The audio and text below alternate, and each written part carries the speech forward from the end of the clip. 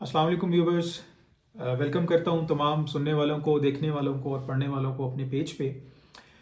Viewers, जैसे कि last video में मैंने आपको बताया था कि हम लोग जो है वो थीम पार्क्स की और फन हाउसेस की कंसल्टेंसी प्रोवाइड करते हैं।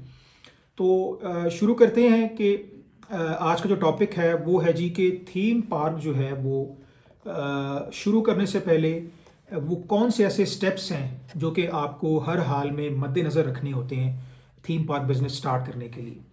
तो आज का जो टॉपिक है ये बड़ा इम्पॉर्टेंट है उन लोगों के लिए जो थीम पार्क बिजनेस में इंटरेस्टेड हैं, फन हाउस कह लें, प्ले लैंड कह लें, बिजनेस करने में इंटरेस्टेड हैं।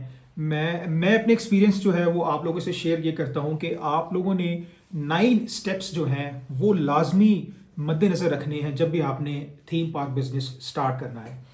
तो शुरू करते हैं जी। 9 स्टेप्स जो है वो आपको मेरी स्क्रीन पे भी नज़र आ रहे होंगे। नंबर 1 ये है जी कि आपने अपना बिजनेस प्लान करना है।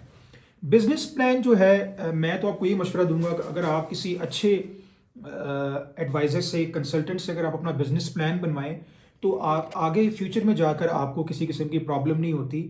और शुरू में भी आपको अपने बिजनेस की जो प्लान होता है वो आपको ऑन टेबल जो है वो क्लियर हो जाता है कि बेसिकली आप करना क्या चाह रहे हैं। तो बिजनेस प्लान में बहुत सारे पॉइंट्स हैं। मैं सारे तो डिस्कस नहीं कर सकता इस वीडियो में, लेकिन मैं आपको जो हाईलाइट कर देता हूं कि बिजनेस प्लान में नंबर 1 पॉइंट है ऑन गोइंग कॉस्ट।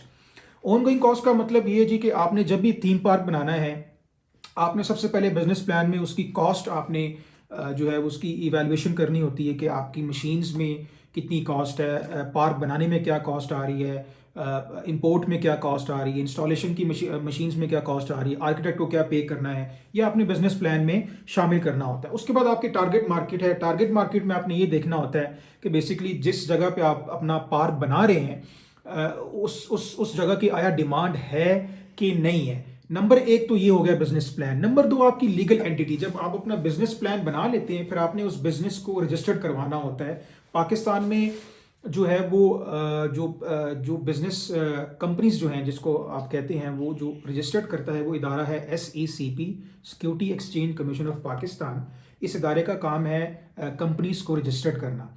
तो थीम पार्क में कंपनीज में ही आता है। तो आपको जो है वो लीगल एंटिटी जो है वो आपने लाजमी इसको ये देखना होता है। नंबर 1 पॉइंट आपका बिजनेस प्लान हो गया। नंबर 2 जो है वो लीगल एंटिटी हो गया। नंबर 3 फिर आपने टैक्सेस जो है वो अपने रजिस्टर्ड करने होते हैं। सेल्स टैक्स, इनकम टैक्स, ये लीगल एंटिटी में ही आपका कवर हो जाता है। नंबर 4 आपका फिर आप बिजनेस अकाउंट ओपन करते हैं कंपनी का। उस पार्क का स्पेसिफिक का जो आपने नाम रखा हुआ होता है XYZ, आपने उसका बिजनेस अकाउंट रन करना होता है ताकि आप जब साल के एंड पे टैक्स रिटर्न्स पे करें तो आपके पास अकाउंट्स में उसकी पूरी डिटेल होनी चाहिए। नंबर 5 आपका अकाउंटिंग, बिजनेस अकाउंटिंग। आपने ये देखना होता है कि आपने साल में क्या कमाया, कितना खर्चा हुआ, कितना प्रॉफिट हुआ, कितना लॉस हुआ। नंबर 6 पे आपने देखना होता है जी, सबसे जो इंपॉर्टेंट फैक्टर नंबर 6 है कि आपको थीम पार्क ऑपरेट करने की एक NOC लेनी पड़ती है। इस्लामाबाद, रावलपिंडी में इसकी NOC जो है वो आपको देता है डिस्ट्रिक्ट गवर्नमेंट। पंजाब में भी डिस्ट्रिक्ट गवर्नमेंट देती हैं। पंजाब में AC DC जो है वो आपको इसकी NOC देते हैं कि आप पब्लिक प्लेस जो है वो इसको रन कर सकते हैं। बेसिकली पार्क जो है वो पब्लिक प्लेस में आता है। तो आपको पब्लिक प्लेस के लिए मुतलका जो इदारा है गवर्नमेंट का, आपने उससे जो है वो NOC लेनी होती है। तो नंबर 7 पे फिर आपकी बिजनेस इंश्योरेंस बहुत बहुत इंपॉर्टेंट है। हमारे पाकिस्तान में इंश्योरेंस का बिल्कुल कोई ट्रेंड नहीं है। तो मैं तो यही मशवरा दूंगा एज अ कंसल्टेंट कि आप जब भी कोई बिजनेस रजिस्टर्ड करवाएं तो उसको इंश्योर्ड भी लाजमी करवाएं, क्योंकि नुकसान का कुछ पता नहीं होता कि आने वाले वक्त जो है वो खुदा न खास्ता आपकी बिल्डिंग या आपका बिजनेस कोलैप्स हो सकता है या बिल्डिंग जल भी सकती है। तो अगर आप इंश्योर्ड होंगे तो आपकी जो इन्वेस्टमेंट होगी वो सिक्योर होगी। नंबर 8 आपका डिफाइन योर ब्रांड। ब्रांड को डिफाइन करना शुरू शुरू में थोड़ा सा मुश्किल होता है, लेकिन ये कि आप वक्त के साथ साथ फिर बड़ा आसान हो जाता है। नंबर डिफाइन योर ब्रांड में ये आता है कि आपने कस्टमर जो है वो आपका रिपीट होना चाहिए। रिपीट कस्टमर, बहुत सारे तरीके मार्केटिंग स्ट्रेटजीज हैं। आपके जो मार्केटिंग डिपार्टमेंट होता है थीम पार्क का, वो ये स्ट्रेटजीज बनाता है कि आपका कस्टमर कैसे रिपीट हो। आपकी वीकली प्रमोशंस चलती हैं, आपके मीट एंड ग्रीट के इवेंट्स चलते हैं साल में साल, आपका कैलेंडर पूरा एक मार्केटिंग का बनता है। उसको देखकर आपका पूरा थीम पार्क जो है वो उसके बिहाफ पे आपका जो ब्रांडिंग है वो होती है।